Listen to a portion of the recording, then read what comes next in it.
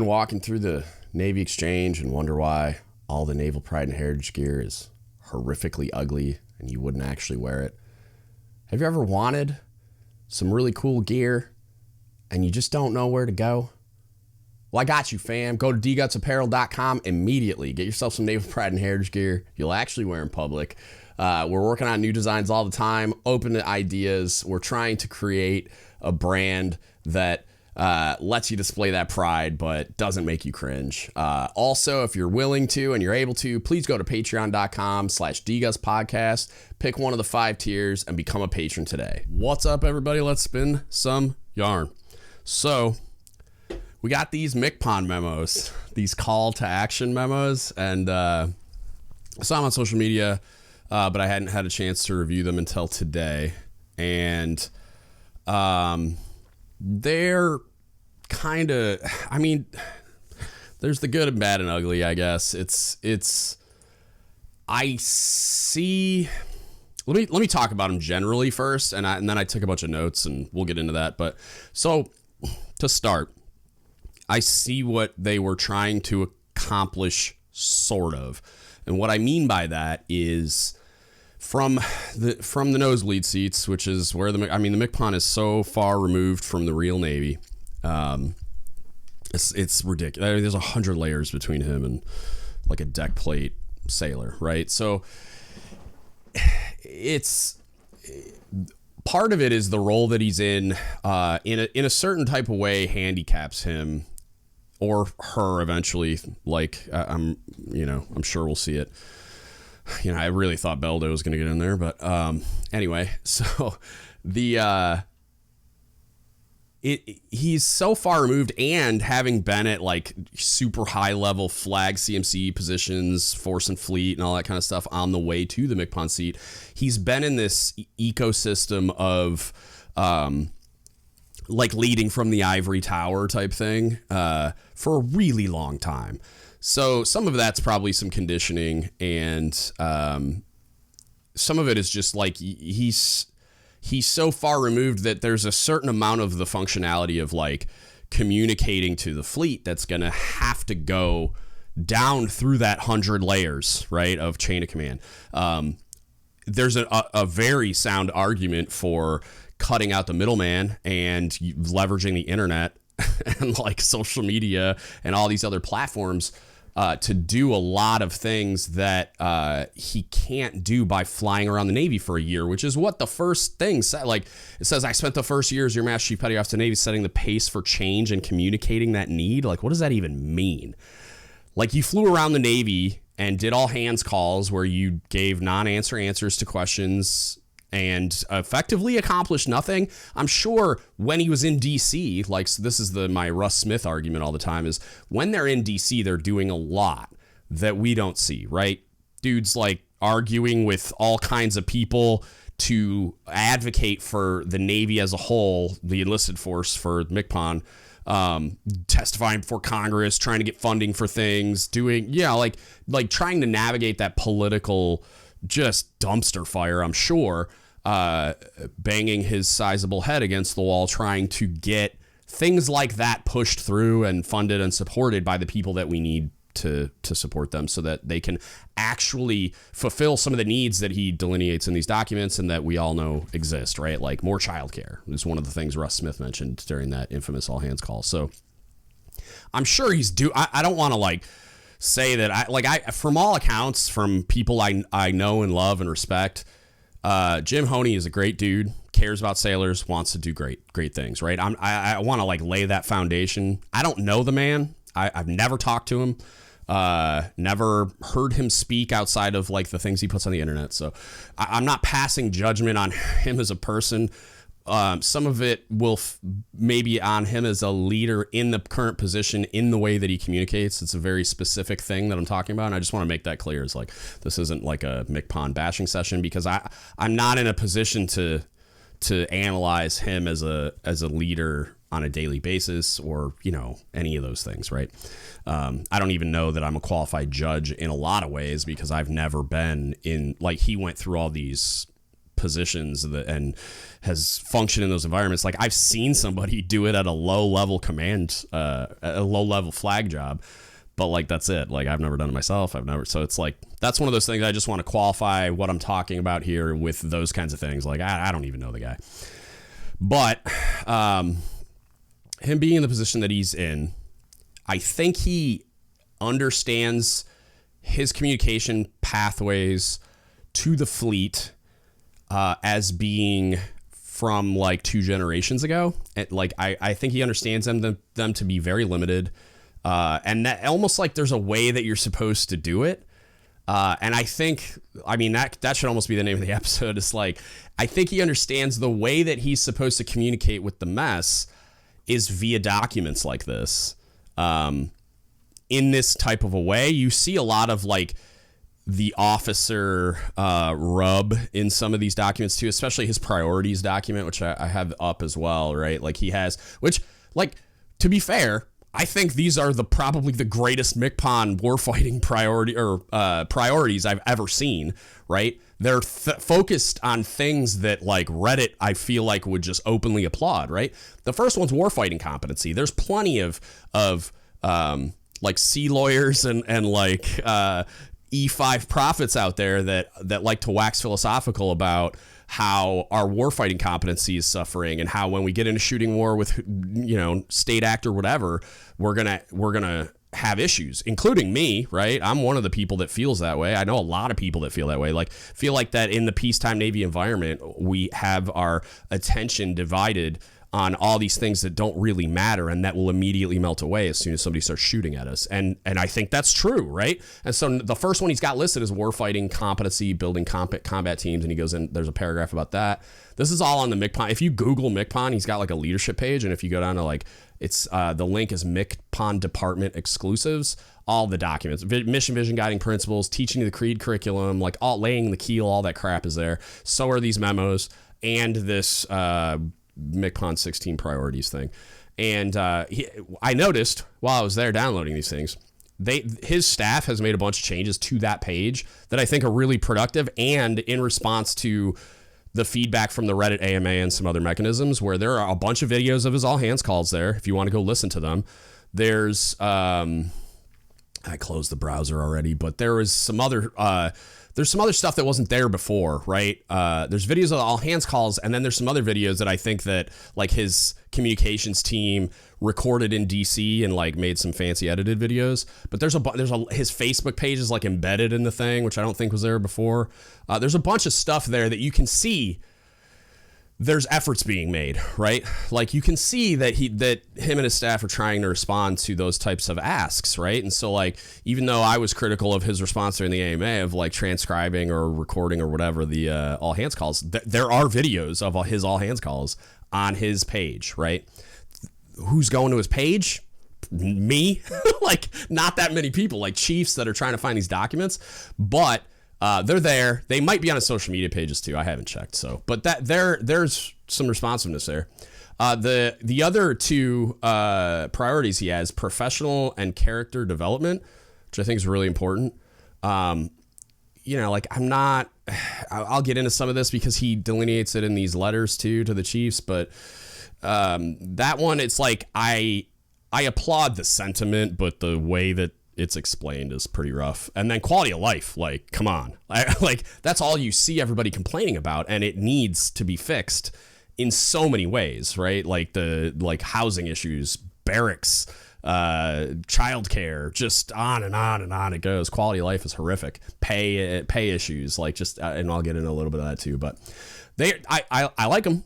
I like that they exist, and I like that they're focused on things that sailors on the deck plate actually give a crap about, right? But and there's always a but, right? Like we'll get into the implementation pieces, right? But so he's got 3 supporting letters. Only 2 of them are released right now. I've got warfighting competency and the professional and personal development one, and then he's got a quality of life one inbound. Obviously, the subjects are mirroring his priorities.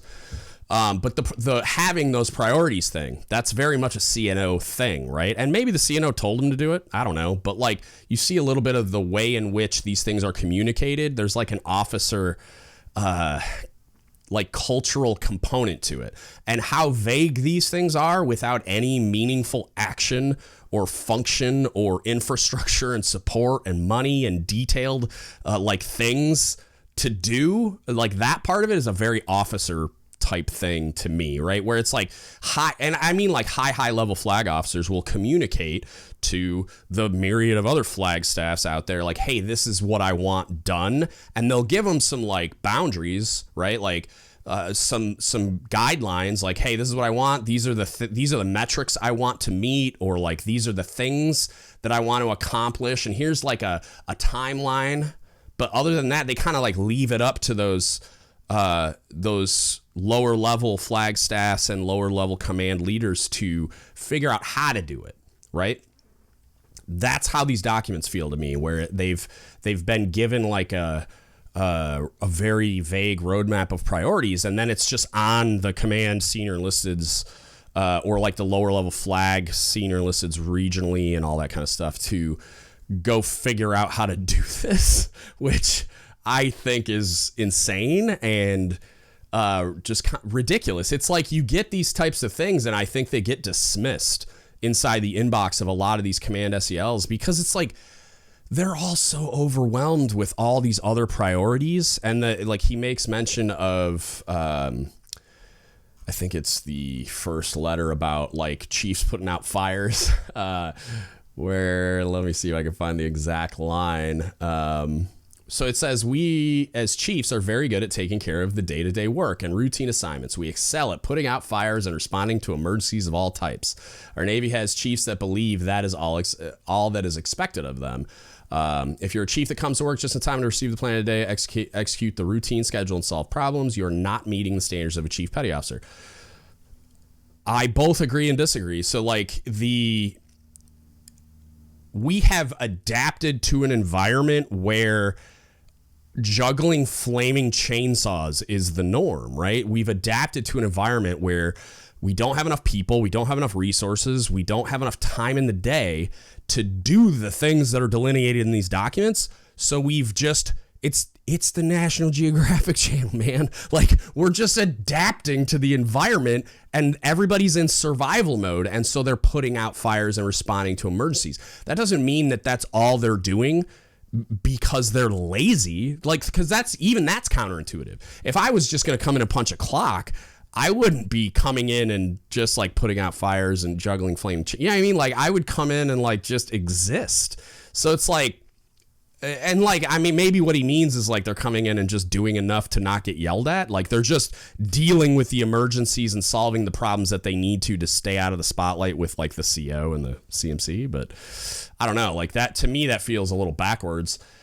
I think what you're looking at is a population of chiefs that have adapted to this environment of like that. There's nothing else they can do. Like, they're just in survival mode. They're running around playing Dutch boy. Like, put my finger in this hole, put my finger in this hole, put my foot in this hole, and then like 7 more holes like open up, and I got even more leaks, and I can't. You know what I mean? Like, which one do you want me to plug?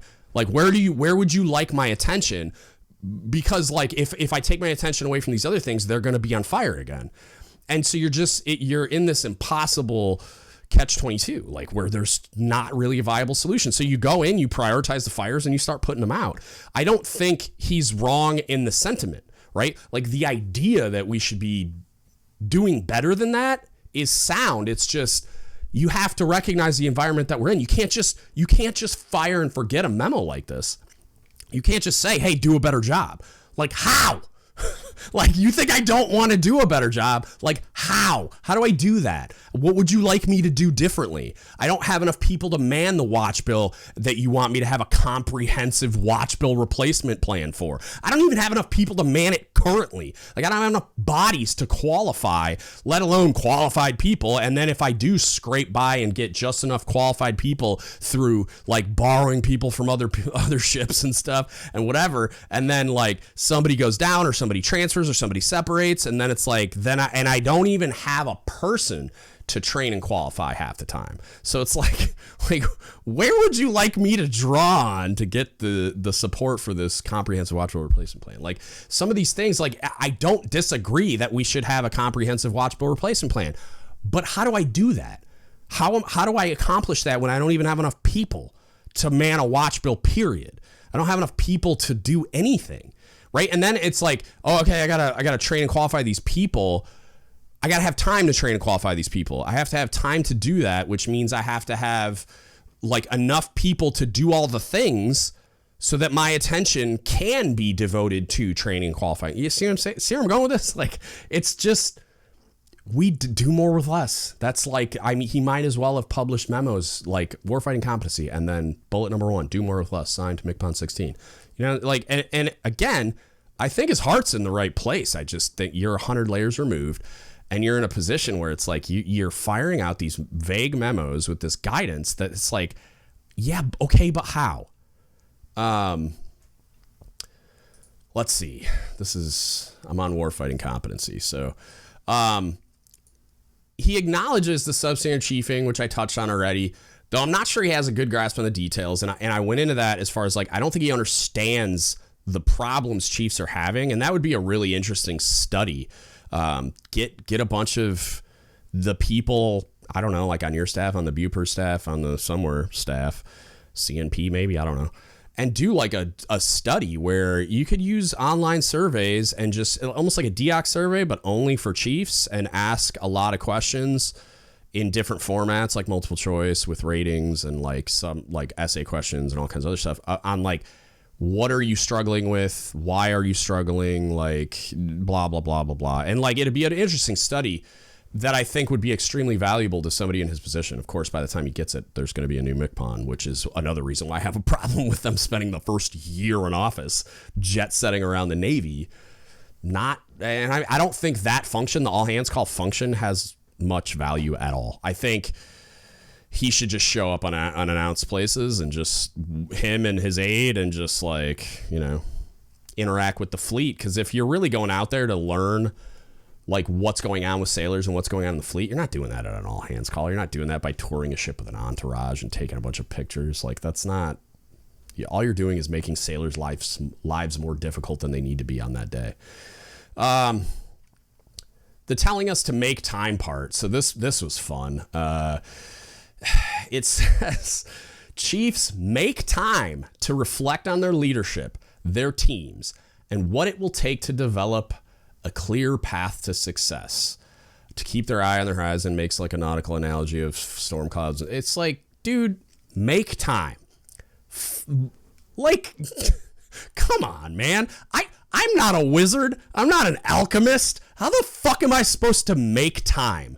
Like, people are already just burning the candle at both ends. All the lines are fraying, about to snap. Just like white knuckling it as they redline their way through a naval career. And your answer is make time. I want to make time to go home and have dinner with my family. I want to make time to pick my kid up on time at the fucking CDC. I want to make time to do anything physically or mentally beneficial to my long-term health, right? I don't have time to do any of that.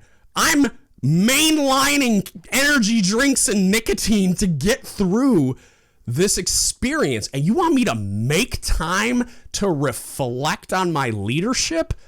What the fuck does that even mean? It's such an unrealistic cop-out. And I'm just like, come on, man. Like, how am I supposed to make time? Like, you have to, like,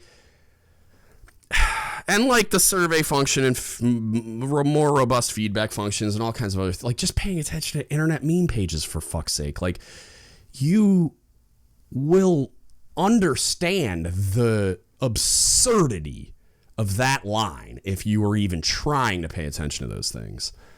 I can't, and so, again, some of it is programmatic, man. Like some is this guy is a dinosaur. I don't mean that as an insult. I just mean that he's an antique. He's been in the Navy forever. He's an old guy, probably joined in the 80s, early 90s. It's like probably early 90s.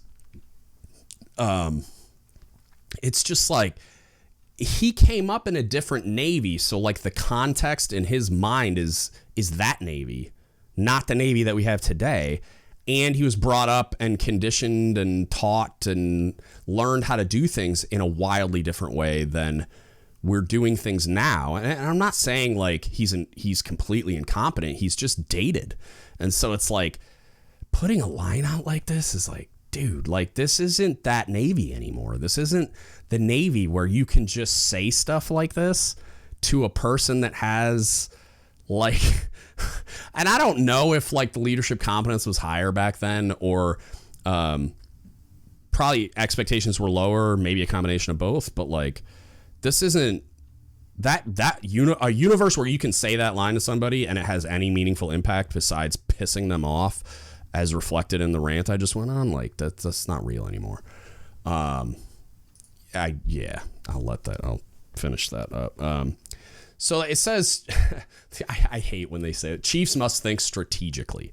Okay, one, neat. Like, when did you teach us how to do that? Who knows how to do that? Thinking and this is my analysis of what that means. So thinking strategically and thinking tactically, two different and this is like more of like a Jocko reference. If you're into his stuff, you'll understand what I mean. Tactical stuff is like what I'm doing on the deck plate, like how I'm executing the mission, right? Strategic is like planning, command priorities, MCPON priorities, like the more vague, like long-term planning. These are our goals. This is the direction we want to head. These are our priorities. These are our values. Planning on how to get to those places, knowing that the plan might change. Some of like the techniques or like the warfighting competencies that we'll need to do the thing, that's strategic thinking. Chiefs thinking strategically is fucking useless. I'm just like, unless you're a flag level CMC or like a squadron CMC, thinking strategically for like a divisional LCPO, you could have a kindergartner's understanding of geopolitics and it won't affect your ability to do your job in any way. Right? As long as you understand that you're on our team, that you have an American flag on your uniform, we used to have them on poopy seats and stuff. I guess the patches, if they're actually wearing like the default NWU patches, you have an American flag, but you know what I mean.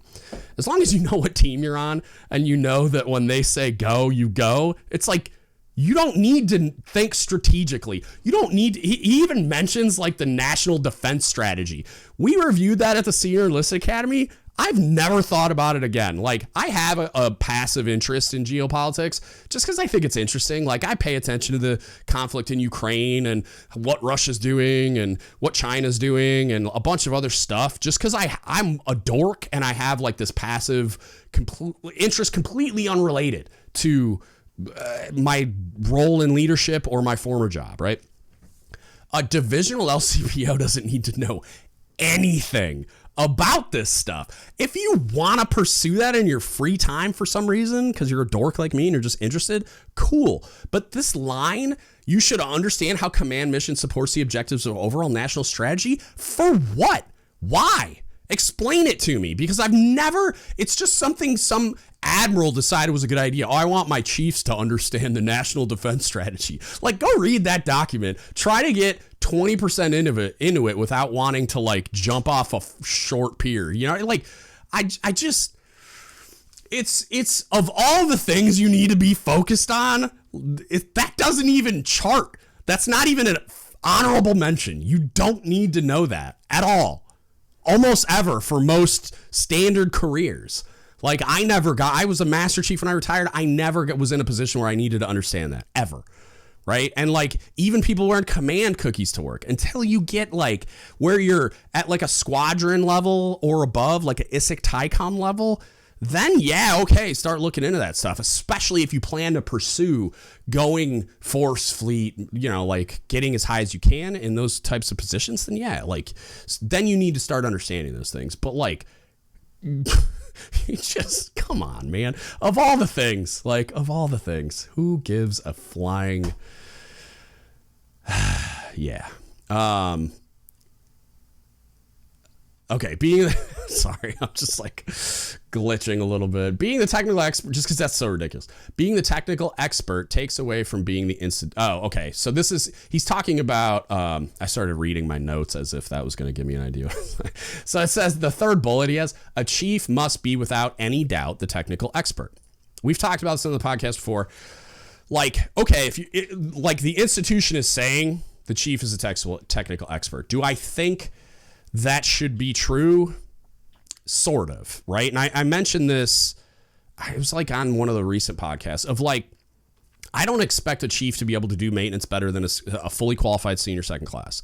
I do expect that chief to have a far more in-depth understanding of the policy, the procedural stuff, the like safety requirements, planning and execution of maintenance, like the stuff that it's like you call it technical expertise, and really what it is like we're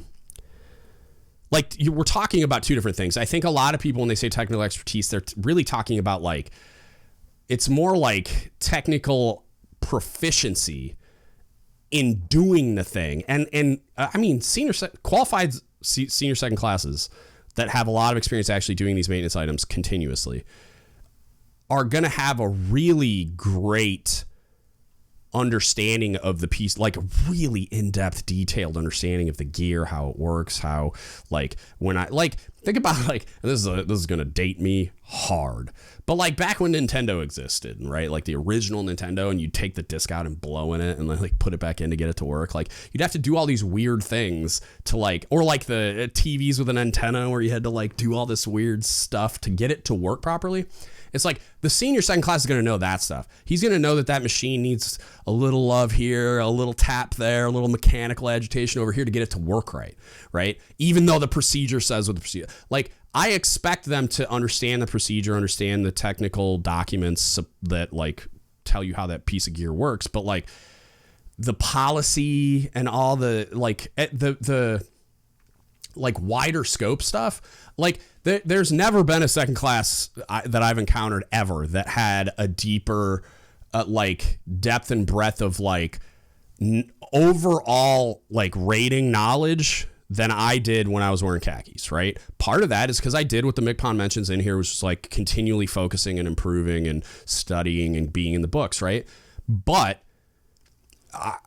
if I have to sit down and do the thing that I have all that knowledge in my head about, which isn't my role, right? That second class is gonna crush me at doing that thing. That doesn't mean like there's all this stuff that I can teach that second class how to do that they don't know how to do, but there's a thing that they can do way better than I can at the moment. That doesn't mean they know more about it than me. And they're two different things. And I think that like if we're gonna say chiefs are the technical expert, I think we need to redefine that in more detail so that chiefs actually understand what that means. And if we're this is the real issue that I have. It's like, okay, institution decided we're the technical experts. We're going forward with that. Got it. I understand why. I like kind of agree. If we're going to say that, then being the technical expert takes away from being an institutional expert. Right? Because you want me to be both. It says it everywhere, right? Like mission vision guiding principles, eval everywhere. Like if we're going to say that I have to be a technical expert and not only a technical expert generally, but I have to be able to teach that stuff. I have to be able to get people qualified. I have to do all these. So like if that's my primary role, I'm advising the CO, I'm briefing maintenance, I'm doing all these. If that's my primary role as a divisional LCPO, And I really think they need to define those roles, right? Like a divisional LCPO is a technical expert. A department LCPO is maybe more of an institutional expert and an advisor to the technical expert stuff. But like, there's so much that we try to put on the chief. It's like, you can't, it's not realistic. And it's so vague that it's left to me to figure out which flaming chainsaws I'm going to keep juggling. And that's where you get this like, divided attention issue where it's like, okay, what do I do here? Make me pick one. Tell me what you want me to do. Otherwise, I'm going to pick one and then you're going to be pissed. And then we're going to get these documents saying that we have substandard performing chiefs. And it's like, No, like you need to tell us what to do, not communicate via vague documents that don't really tell me anything, right? Because they don't really tell me anything. Not because like at a divisional chief level, I need to be told, like, I need you to tell me what you want. And then I promise I'll do everything I can to give it to you. But in the absence of that kind of direction, which when you filter it down through those 100 layers of, cookie wearing people, by the time it gets to that divisional chief, like, because those people aren't then like taking this document and distilling it down to give really clear guidance to these divisional level chiefs on here's the priorities for your warfighting community platform and role, like as a divisional chief. So I think you need to start to do that. You need to very clearly define what these roles are. And we can do a more general definition of the duties and responsibilities of ranks. So like senior chief, master chief, chief, and positions, right? Like divisional chief, department chief, those types of things, right? I think that when you do that, you're going to start to see a lot of the issues go away, because then this divisional chief doesn't have to focus on institutional expertise in quite the same way, because at those CDBs that the MCPON later says in one of these memos are so important, that department chief will be there. The command SEL should be at a command level 1, if that's what the instruction still says. But like, you know what I mean? Like I don't need this chief to be everything to everyone all the time. And that's what we're telling them to do. And that's impossible. So that's what I have a problem with. You need to have like a department chief function, which on a lot of platforms isn't even real. Like it on a submarine, it's like a collateral duty for a divisional chief. And it's like, I don't have the bandwidth to do both. I need a department chief that's just the department chief so they can do department chief things, freeing me up to do divisional chief things. But we don't want to put resources into any of those things. So we just Band-Aids on bullet holes. I think, well, I guess, so like the technical mastery thing, it says make technical mastery the number 1 priority and reward it. We need warriors that can maintain our platforms to include themselves. Combat ready and operational and casualties occur. So like the problem here, it's like telling chiefs, hey, we need to make this like technical mastery the number 1 priority. It's not something that chiefs can accomplish for you. Not in the way that you envision it and when you wrote that, right? If you want technical mastery to be the number 1 priority, it starts with you. It starts with BUPERS. It starts with the like rating managers that are charged with like ECP revisions, and like what we're putting in the precepts. It's like, if you're going to say technical mastery is the number 1 priority, cool, make it the number 1 priority. And that concept applies to almost everything in all these documents. It's like, okay, you want these behaviors to be the priority. You want sailors on the deck plate, junior sailors who are 1,000 layers removed from you, to make technical mastery the number 1 priority. You want these divisional chiefs, department chiefs, command SELs at like the operational unit level to make technical mastery the number 1 priority. Okay, neat. Let's do it. Make it the number 1 priority, which you have not done, right? Go read all the enlisted career paths that are the primary source document for promotion to chief criteria. That's what we were briefed at the board in Millington to use at, like, this is the Bible. This is this over everything, right? And those things talk about a whole bunch of other stuff that have nothing to do with technical mastery, right? It's like, okay, if you want that to be the thing, make it the thing, right? Make it the thing for everybody. We just deleted the E4 exam. You want technical mastery to be the most important thing. Maybe make sure an E4 is technically, like, has technical mastery of anything instead of just auto promoting them. Like, there's all these signals that are being sent out to the fleet that it's not the priority. You see collateral cowboys getting EPs and awards and getting promoted, while the guy or the gal that are just laser focused on technical mastery and mission accomplishment, doing the best possible job they can to, like, really align with these memos, are not getting promoted. They're not getting rank tie. They're not getting sailor of the quarter, right? They're getting marginalized because they're not also doing all those other things. And it's like the collateral cowboys do just enough to make it look like they're doing those things. And then they go do the collateral things and Sailor 360 and all these, you know what I mean? Like bake sales was the meme.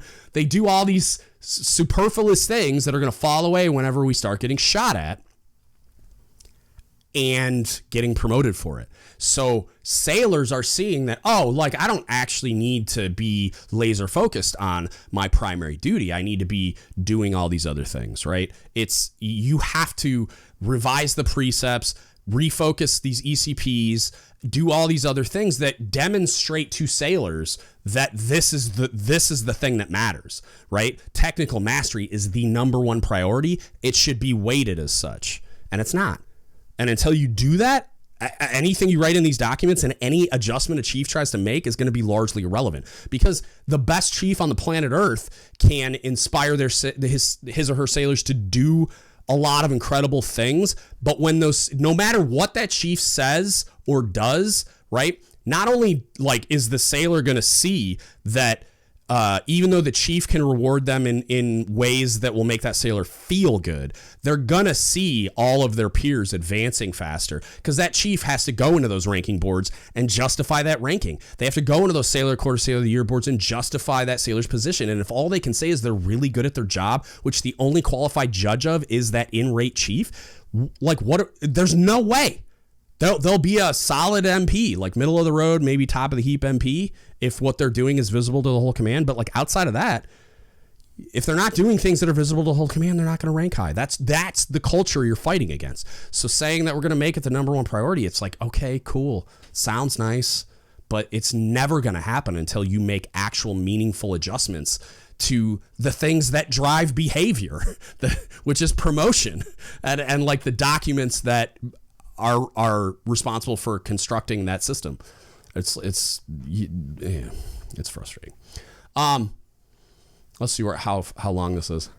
We're at 36 minutes. I'm going to wrap this up with a little bit of a summary and how I feel about it, because I think if I had 36 minutes to talk about just this one warfighting competency document, then I'm just going to do another spin the yarn for the what's the other one? Professional character development one. And then when the third one comes out, I'll do it on that. But these documents hurt my heart, man. Because, again, like I'm sure Honey's a great dude. I'm sure he really wants to make meaningful change. But I feel like his feet are stuck in quicksand because he's an antique. And his understanding of how these things work hasn't been updated in over a decade. And so it's like you have all these ways that you could do this. And I don't know how much of this is like him telling his staff like, hey, these are the priorities, and then his staff is failing to take the actions necessary. Like all those things I just delineated for the making technical mastery the number one priority. Like maybe I'm sure like he thinks when he fires out these documents that the MCPON's leadership mess is going to just leap into action and start doing all those things. I don't think that's real.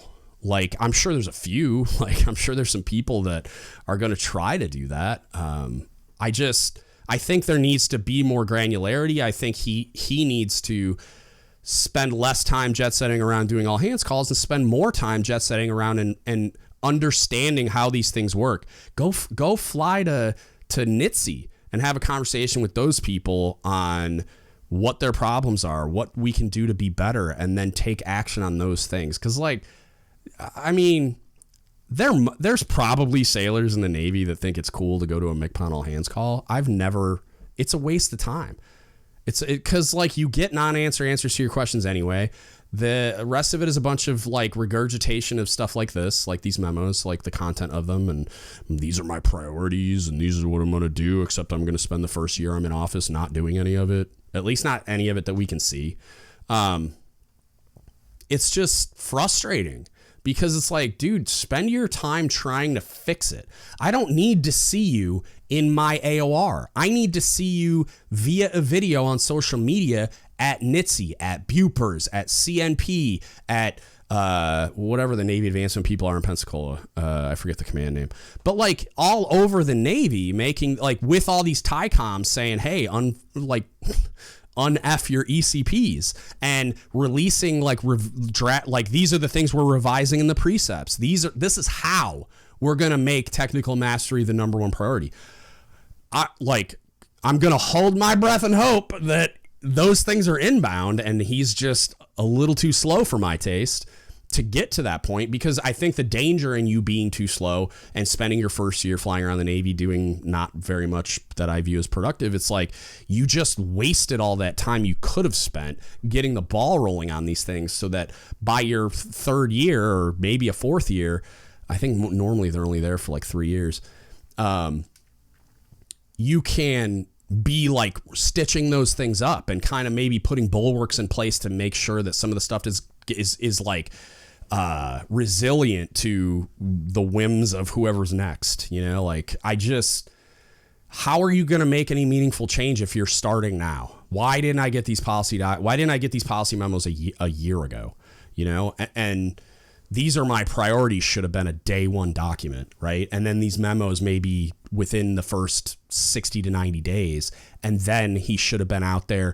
And I've often made a joke of like, if I was ever king for a day, like if I was ever MCPON, I would just like back to basics type stuff. I would just put it like a phone book and just metaphorically, of course, run around the fleet beating people over the head with it. And that's what I would have loved to see. I would have loved to see Honey or any other MCPON that comes after them taking the things in this document serious through action. Like these documents should have been out in the first 90 days. And then he should have spent the rest of that year and subsequent years creating change to existing structures, helping to create new policies. Cause there's a lot of misunderstanding about how like everybody likes to say, well, like because every instruction signed out by an officer, the MCPON has no say in policy. And that's like comically untrue, especially when it comes to chiefs.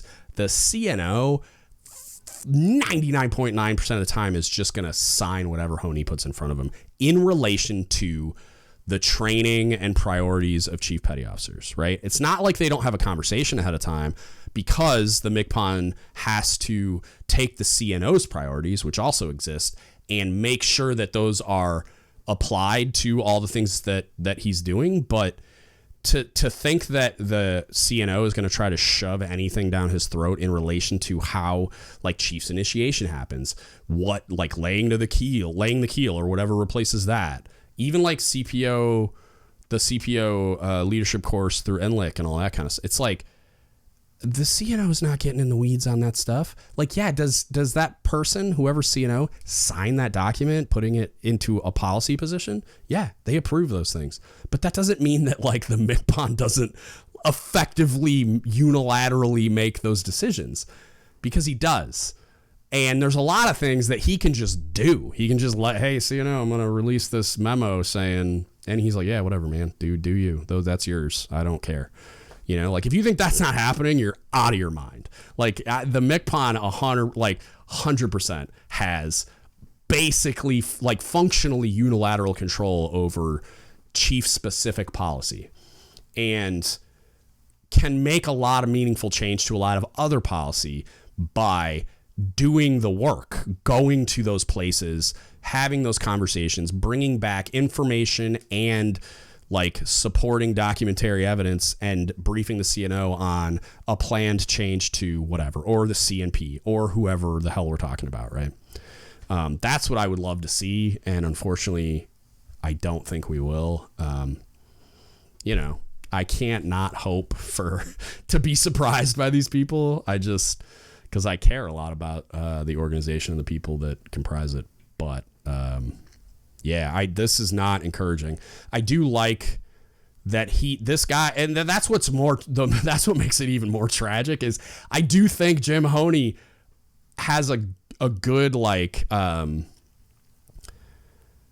good set of priorities and a good, like, I think his compass is aligned correctly, you know, but I don't think that he understands the opportunity he has to make meaningful change. I think he's kind of conforming to what he expects or what people expect out of a MCPON, and just kind of is conforming to the norms of whatever ecosystem he finds himself in the Pentagon. I would be flipping tables over and breaking stuff, but that's me, and that's probably why I'm retired.